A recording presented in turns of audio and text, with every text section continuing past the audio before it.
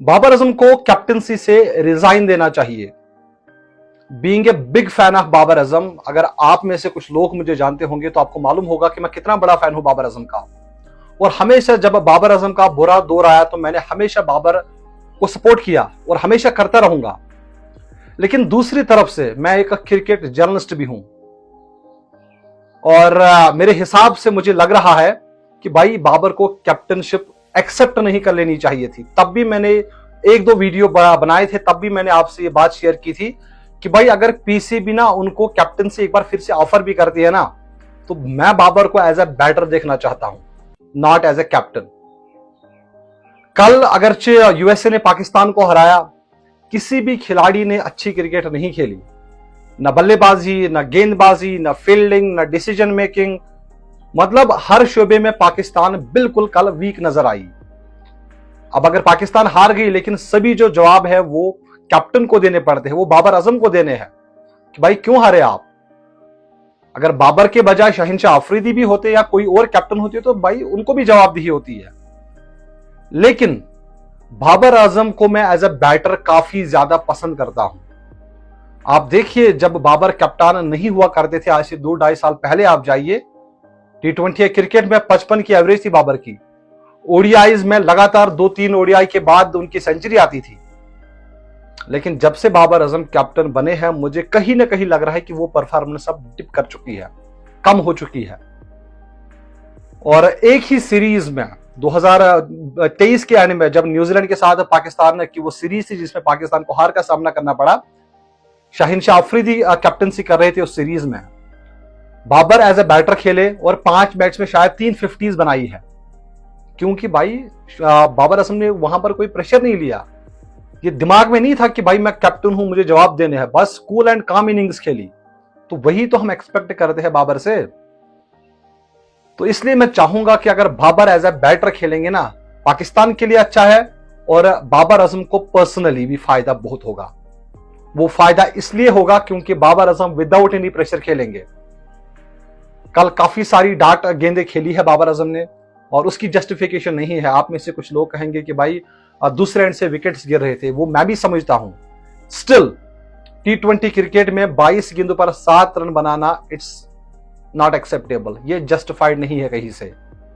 मैं चाहूंगा कि अगले मैच में बाबर आजम सेंचुरी बनाए, मैं चाहूंगा कि अच्छी क्रिकेट खेले और टॉप रन स्कोरर रहे वर्ल्ड कप में। लेकिन अगर आप इतनी वीक टीम के साथ हार जाते हैं, जिनका कोई, मेरा नहीं ख्याल कि कोई इंटरनेशनल क्रिकेट इनके पीछे है। भाई साहब अभी सुन रहा हूं कोई यूएई में काम कर रहा है, कोई इंजीनियर है, कोई कुछ और है, क्रिकेट नहीं खेलते, पार्ट टाइम क्रिकेटर्स है। और ये पाकिस्तान वर्सेस यूएसए मुकाबला नहीं था, एक तरीके से देखा जाए तो ये पाकिस्तान वर्सेस मिनी इंडिया था, क्योंकि जिन 3 खिलाड़ियों ने परफॉर्म किया वो तीनों खिलाड़ी इंडिया से थे।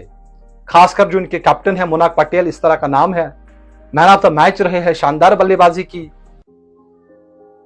और साथ ही साथ मुझे लगा कि भाई साहब पाकिस्तान की जो बॉलिंग है ना वो काफी ज्यादा अब वीक हो गई है।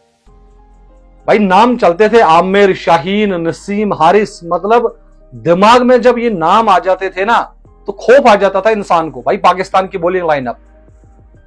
लेकिन वो बॉलिंग लाइनअप जो है ना भाई साहब, सभी टीमें आज मजाक बना रही है। और ये बात शुरू एशिया कप 2022 से हुई थी।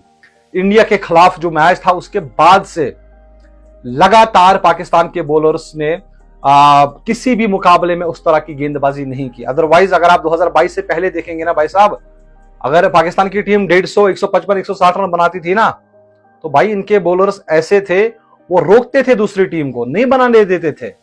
पहले शाहीन आते थे, हारिस आते थे या नसीम आते थे, मिडल में नवाज और शहदाब आते थे। हमने ऑस्ट्रेलिया को हारते हुए देखा है, इंग्लैंड को हारते हुए देखा है 10 विकेट से। लेकिन आज की जो पाकिस्तान की टीम है, मुझे लग रहा है कि यहां पर सिलेक्शन फेयर बेसिस पर नहीं होती है। अगर फेयर बेसिस पे होती तो मोहम्मद हारिस आज होते, आमिर जमाल होते, मोहम्मद वसीम जूनियर, जिनका आखिरी आईसीसीआई टूर्नामेंट यानी 2023 का जो ओडीआई वर्ल्ड कप था काफी बेहतरीन रहा है। आपके मेन बॉलर्स वहां पर फिट रहे थे, लेकिन मोहम्मद हारिस, जो मोहम्मद वसीम जूनियर है, उन्होंने काफी अच्छी गेंदबाजी की, बल्लेबाजी भी एक आधे मैच में उन्होंने की थी। लेकिन आपको मौका देना है आजम खान को, आपको मौका देना है इफ्तिकार अहमद को।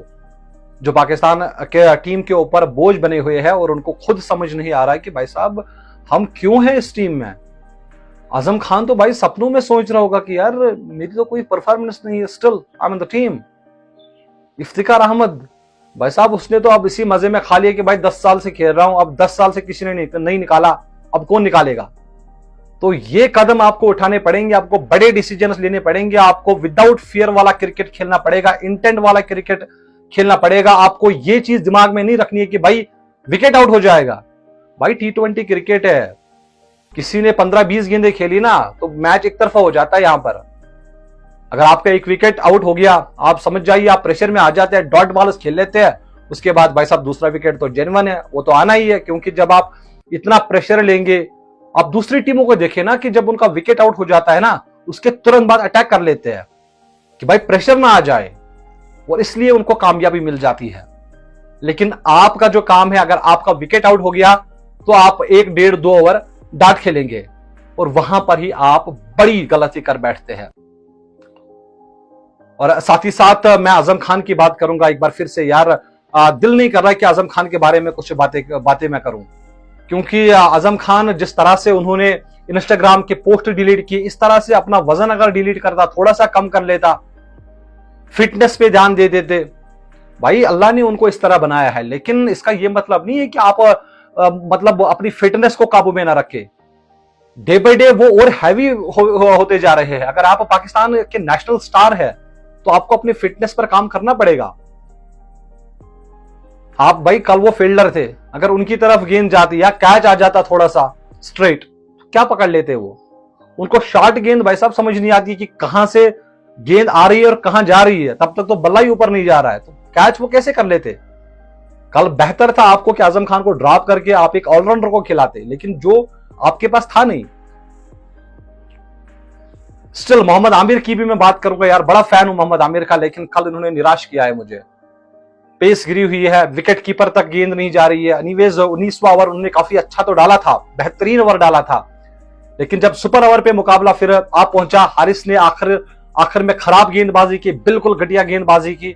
तो आमिर को चाहिए था वहां सुपर ओवर में, भाई आप उसी लिए तो बने हैं, उसी लिए तो आपकी जगह है, आप एक्सपीरियंसड है, आप अपनी एक्सपीरियंस का इस्तेमाल करें। आपने अपनी एक्सपीरियंस का इस्तेमाल इस तरह किया कि आखिरी ओवर में यानी सुपर ओवर में आपने 3-4 वाइड्स दे दिए। ये तो शुक्र है रिजवान ने एक आधी गेंद रोक ली वो लेग स्टंप पर, वरना वो चौका जाता। और फिर आपके Iftikhar Ahmed, so called finisher, is gonna finish the Pakistan cricket very soon. फिलहाल ज्यादा उम्मीदें तो नहीं है, लेकिन कभी भी पाकिस्तान कमबैक कर सकती है, अंडरडॉग्स है। और इसी तरह अभी देखिए पिछले वर्ल्ड कप में भी जिम्बाब्वे के साथ हारी, लेकिन भाई साहब इस T20 वर्ल्ड कप में ना एक मैच आप हार गए तो आप समझ जाइए कि आपको खतरा है। यूएसए एक मैच जीत चुका है, अब पाकिस्तान को हराए तो दो मैच में उन्होंने 2 जीत लिए। अब अगर एक आधा मैच पाकिस्तान हार जाती है, यूएसए एक आधा मैच जीत जाती है, भाई साहब you are finish, you are out of the tournament, because India तो भाई नहीं हारेगी ना। चलिए देखने वाली बात रहेगी। फिलहाल आप मुझे इजाजत दीजिए, आप अपना बहुत सारा ख्याल रखिए। अल्लाह हाफिज।